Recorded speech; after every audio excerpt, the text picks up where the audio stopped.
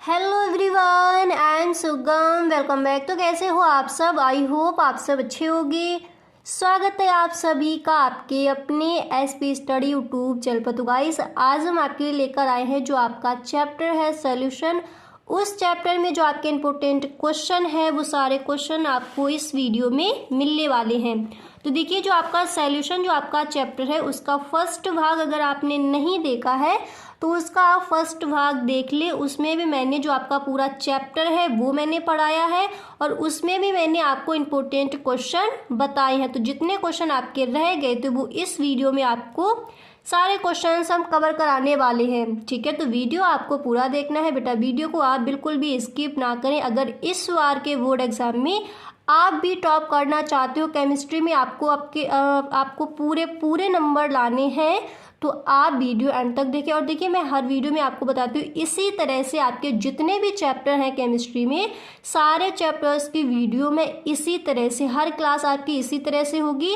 पहले पूरा चैप्टर समझो, उसके बाद जितने भी इंपॉर्टेंट क्वेश्चन है हर चैप्टर के आपको इसी तरह से समझते चलना है। ठीक है, और इसी तरह से अगर आप अपनी स्टडी करते रहे तो 100% मेरा यकीन मानिए रसायन विज्ञान में आपके एकदम पूरे नंबर ही आएंगे।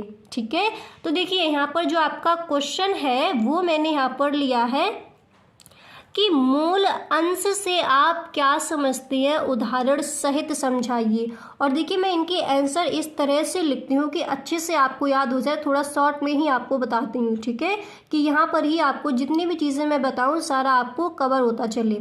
तो मूल अंश से आप क्या समझते हैं, क्वेश्चन कई बार पूछा गया है, तो इसको तैयार कीजिए। मूल अंश से आप क्या समझते हैं, उदाहरण सहित समझाइए। तो सबसे पहले सीखो कि मूल अंश क्या है। मूल अंश हम किसे कहेंगे? ठीक है, तो देखिए, बिलियन में उपस्थित, बिलियन आपको पता है क्या होता है? ठीक है, दो या दो से अधिक समांगी मिश्रण को बिलियन कहते हैं।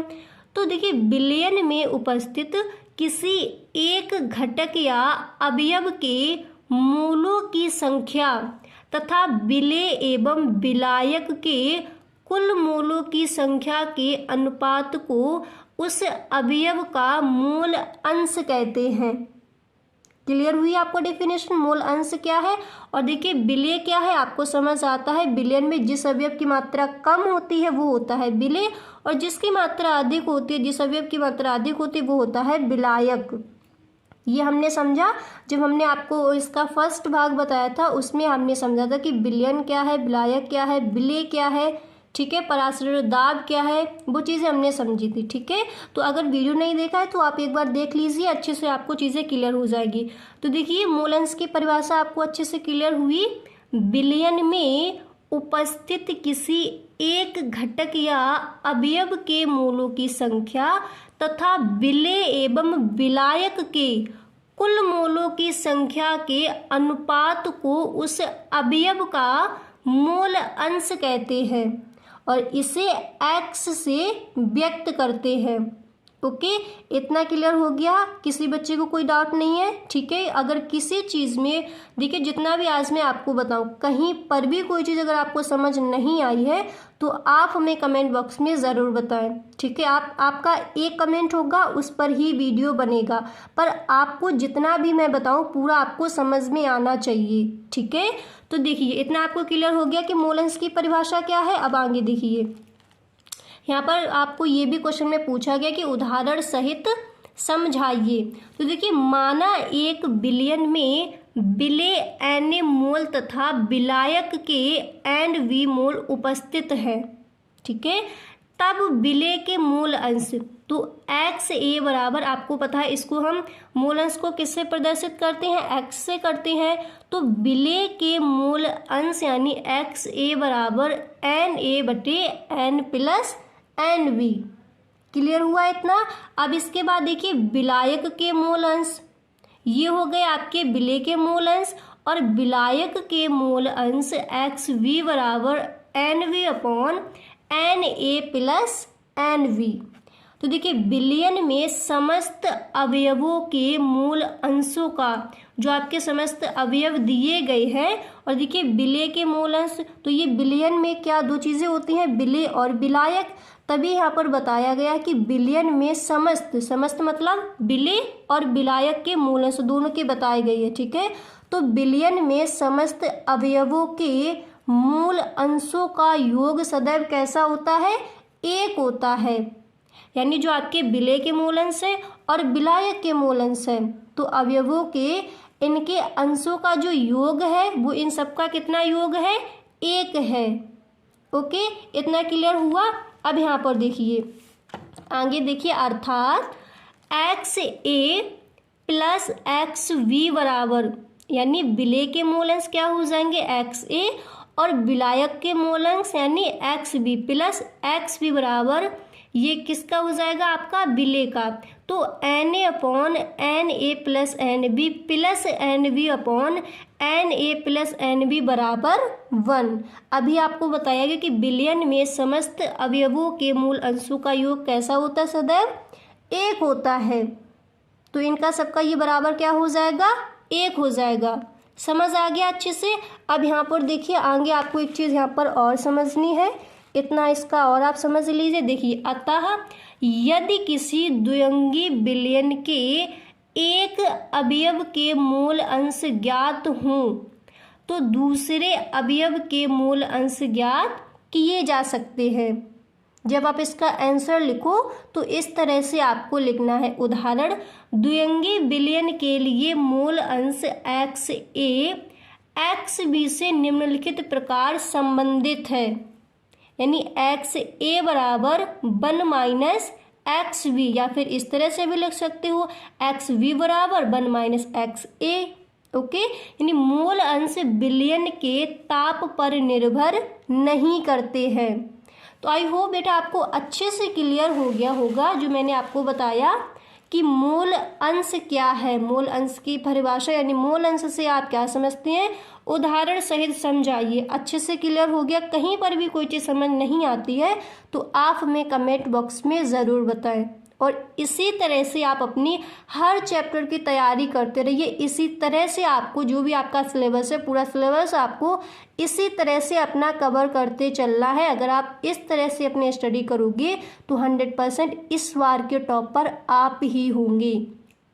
ओके, अब इसके आगे देखिए, अब यहाँ पर मैंने लिया है, देखिए ये भी आपका इम्पोर्टेंट है, तो जो भी आपके इम्पोर्टेंट क्वेश्चन होंगे सारे क्वेश्चंस आपको बताए जाएंगे। ओके, तो देखिए प्रश्न है कि क्वथनांक में उन्नयन से आप क्या समझते हैं, इसका मूललता से क्या संबंध है। क्वथनांक में उन्नयन से आप क्या समझते हैं, इसका मूललता से क्या संबंध है। तो देखिए, किसी विलायक में कोई अबाष्पशील विद्युत अनपकट मिलाने पर उसके क्वथनांक में जो वृद्धि होती है उसे क्वथनांक में उन्नयन कहते हैं। समझ आ गया कि क्वथनांक में उन्नयन क्या होता है। देखिए, किसी विलायक में, विलायक समझ आता है आपको, विलेय में जिसकी मात्रा अधिक होती है जिस अवयव की, वो जाता है विलायक। तो किसी विलायक में कोई अबाष्पशील विद्युत अनपकट मिलाने पर उसके क्वथनांक में जो वृद्धि होती है उसे क्वथनांक में उन्नयन कहते हैं। ठीक है, आगे देखिए, क्वथनांक में उन्नयन यानी डेल्टा टीवी बराबर बिलियन का क्वथनांक माइनस विलायक का क्वथनांक। इस तरह से इसका फॉर्मूला हो जाएगा डेल्टा टीवी बराबर डेल्टा टीवी बराबर T2 माइनस T1। ठीक है, सॉरी थोड़ा मिस्टेक हो गया था, समझ आ गया। तो ये हो जाएगा इसका फॉर्मूला, और फिर आपको लिखना है कि क्वथनांक में उन्नयन का विलयन की मूललता से निम्नलिखित संबंध है। अगर आप इसको लिखते हो तब भी ठीक है, अगर आप नहीं भी लिखते हो तो डायरेक्ट आपको ये कर देना, पहले आप इसको लिख देते हो तो अच्छे से समझ आता है। फॉर्मूला अच्छे से समझ आ गया, डेल्टा टीवी बराबर T2 minus T1। Okay, clear हुआ। अब देखिए यहाँ पर विलयन की, ये आपने सीख लिया कि क्वथनांक में उन्नयन का विलयन की मोललता से निम्नलिखित संबंध है। तो क्या है, तो विलयन की मोललता m बराबर डेल्टा TB KB यहाँ पर दिया गया, ठीक है। जहाँ KB क्या है, जहाँ KB विलायक का मोलल उन्नयन स्थिरांक है। तो इस तरह से आप समझाओगे कि इसका मोललता से क्या संबंध है। अच्छे से समझ आ गया कि क्वथनांक में उन्नयन से आप क्या समझते हैं, इसका मोललता से क्या संबंध है। अब देखिए आपका आता है यहाँ पर ये न्यूमेरिकल। अब देखिए इसको हम हल करेंगे, ठीक है। देखिए ये न्यूमेरिकल आपका क्या कह रहा है कि विलयन में मोललता की आपको गणना करनी है। इसमें आपका क्या पूछा गया है, मोललता पूछी गई है। तो मोललता की आपको गणना करनी है। तो देखिए आपका ये सवाल किस तरह से दिया गया है, पहले आप इसको अच्छे से पढ़िए कि विलयन की मोललता की गणना कीजिए जबकि 440 ग्राम विलायक में 440 ग्राम विलायक में 20 ग्राम NaOH घुला है। तो यहाँ पर आप समझिए, देखिए जिसकी मात्रा घुली है उसे हम क्या बोलते हैं, विलेय बोलते हैं। जिसकी मात्रा घुली है, तो यहाँ पर 440 ग्राम विलायक में 20 ग्राम NaOH घुला है। तो NaOH यहाँ पर क्या है, ये है विलेय। और ये कितना दिया गया है, 20 ग्राम दिया गया है। और यहाँ पर पूछा क्या गया है, मोललता यहाँ पर पूछी गई है। तो देखिए हम इस तरह से पहले लिखेंगे कि हमसे मोललता यहाँ पर पूछी गई है। तो हम यहाँ पर देखिए लिखेंगे कि मोललता, इस तरह से कर देंगे, मोललता यहाँ पर हमसे पूछी गई है। और देखिए विलेय यहाँ पर हमारा क्या है, NaOH जो हमारा दिया गया है, ये है हमारा विलेय। कितना दिया गया है, 20 ग्राम, ठीक है। इस तरह से लिख देंगे। अब यहाँ पर देखिए विलयन की मोललता की गणना कीजिए जबकि 440 ग्राम विलायक। तो यहाँ पर देखिए हम लिख लेंगे हमारा विलायक क्या है, यहाँ पर विलायक 440 ग्राम। और यहाँ पर पूछा क्या गया है, विलयन की मोललता की गणना। तो यहाँ पर देखिए आपका फॉर्मूला क्या होता है, मैंने आपको बताया था कि मोललता बराबर क्या होता है, विलेय के मोलों की संख्या, ठीक है। विलेय के